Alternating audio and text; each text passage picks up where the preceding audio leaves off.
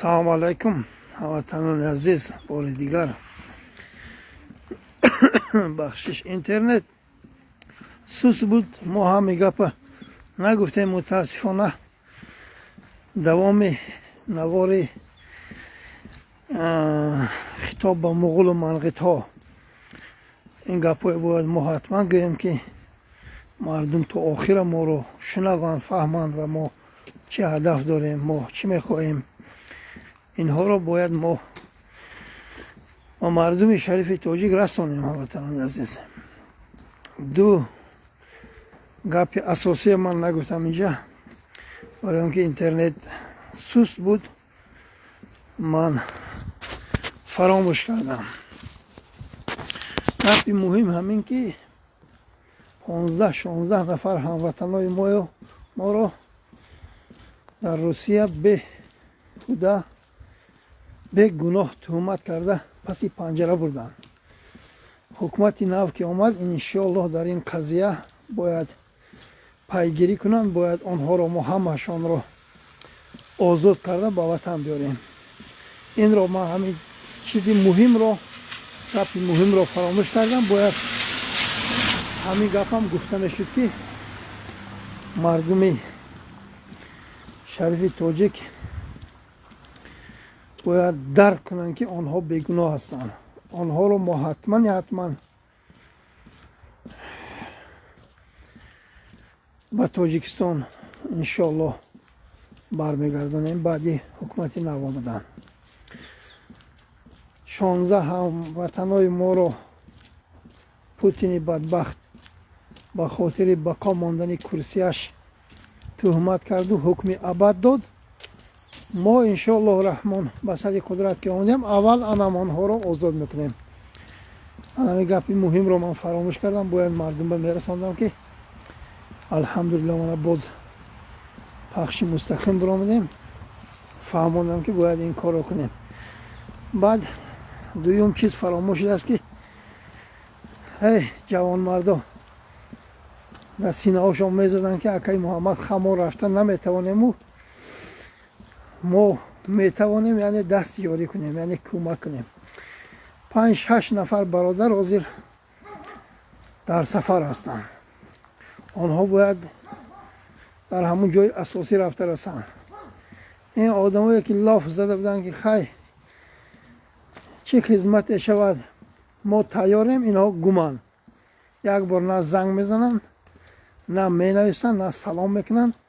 инҳо мунофиқанд. баъд жалоб мекунанд ки чаро мана фалони блог мондааст. ба ҳамин хотир ҳеҷ чизи шумо дар кор нест. иншоаллоҳ раҳмон, аллоҳ меҳрубон аст. мо ба ҳар роҳу восита пайдо мекунем бародароя дар ҷои асосӣ, дар майдони набард мерасонем иншоаллоҳ раҳмон. ба ҳамин хотир бо мунофиқин даст додану гап задан ин аблаҳию ахмақӣ аст. он бародарое ки ҳозир буромадагӣ ҳастанд, мушкилӣ доранд, иншоаллоҳ мушкилошонро аллоҳ ҳал мекунад.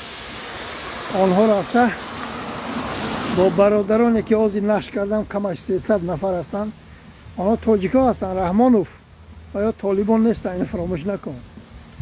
ва ё падару модарашон, апаю хоҳарашон, зану фарзандашон дар тоҷикистон ҳастанд. ба ҳамин хотир тайёрета бин бо муғулу манғитҳои атрофат. мо бо ту шӯхӣ накардостем. 35 сол дурӯғ гуфтӣ, фиреб кардӣ, мардума ахмақ кардӣ, бас аст. акнун ҷанги тамбатан бо шумон тӯдаи авбошҳо сар мешавад.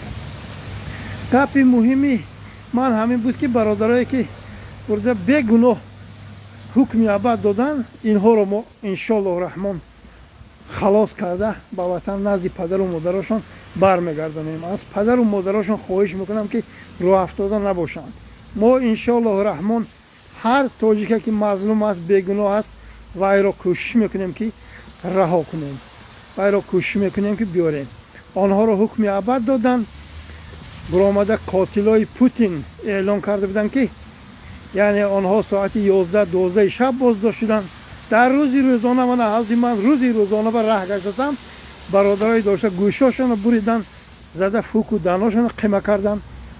این در کجا نوشته گفت؟ کجا این توغری میگیرد که سبحان الله ساعتی 12 شب آدم بازداشت کنی و باز وای رو گوشش بری و وای رو تهدید کنی و تمام گناه به گردنش بار کنی. به همین خاطر آنها حکم ابد گرفتن. این توده افباش، این مغول و ملغیت ها، این حرامزاده های ترسو ها یک نفر برآمده، حتی رنگ لوکاشنکو چخیلی که ایران رو پشتیبانی کرد، برآمدن نگفتن که این آدم ها گناه ندارن. اکنون تیار شویتان مغول و ملغیت های حرامزاده. انشالله ما تمام برادرایی که در سرحد تاجیکستان قرار دارند آنها را فهمانده ایستادیم. آنها یراق خود تمام چیز را میگذارند. شوهر بینکاه رحمانوف تا گردنش در باطلاق دیگه است. پوتین اونجا به دیدبانگاه هایی که راست کرده است با اون شوهر خطاییت یگان کمک نمیکنه. گفته برادر محمد اقبال زد نیستی تویو یتیمفو خوکمکفو رمضان بوقچی کتای است یگان کس یعنی کمک نمیکنه، برداشت نمیکنه. زد نیستی تویو یگان کس یاردم نمیکنه. مطمئن باشین ما به امر الله انشالله رحمان این ملت رو از تجاوز شما توده افباشی حرامزادی به ناموسی به شرفی به رحمی به شفقتی دشمنای ملت رها میکنیم. تیاری بینیم. به همین خاطر همین دو گپی مهم بود درباره برادرایی که حکم ابد گرفتن.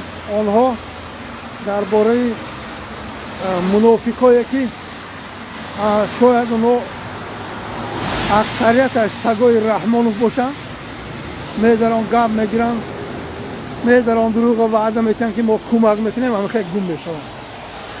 کمکاتون همون رحمانوف بکنیتون که رحمانوف روزای نزدیک با آتو اولادش سرنگون میشون. به همین خاطر اکثریت این منافقا بلاگ میشون، دفع میشون با جواب نکنیتون که فلانی چرا ما رو بلاگ نمیده. برادرها حاضر در راه هستند، باید آنها کمک در کار که رفته در جای اساسی هستند. با اون برادرایی که کمش 300 نفر هستند، حاضر نشکرم ویدیوشون، جای ترس اکنون تمام با آنها رفته بی پیوندن. این منافقا گمان بچه ها در راه موندگیان نمیدونن چیکار کنن. اکای محمد میگن وضعیت بی‌زیب است. مثال راه به پول در کار است، آنها رفته جای اساسی رسند. الله مهربان است. ما با دیگر راه ها انشالله برادرای دستگیری میکنیم، رفته جای اساسی به میرسن. اونجا کمش ما 500 نفر آدم جمع کردیم در کار. بعدی رمضان انشالله صحبت ها ادامه میدهد با برادرای مجاهد. همین نوارو نشر میشود. مردم تاجیک آمادگی خود را بینیم، با برادرها بپیوندیم. اگر خواهیم که از زندگی حلال، یک زندگی که فرزند در نظر باشد و در بدن خاک بسر نباشد، باید تیاریت بینی. باید فرزندت را در برت از برت دور نکنی که وی رود روسیه دیگر جا کشته شود و یعنی مرده شد به تاجیکستان روان کنم.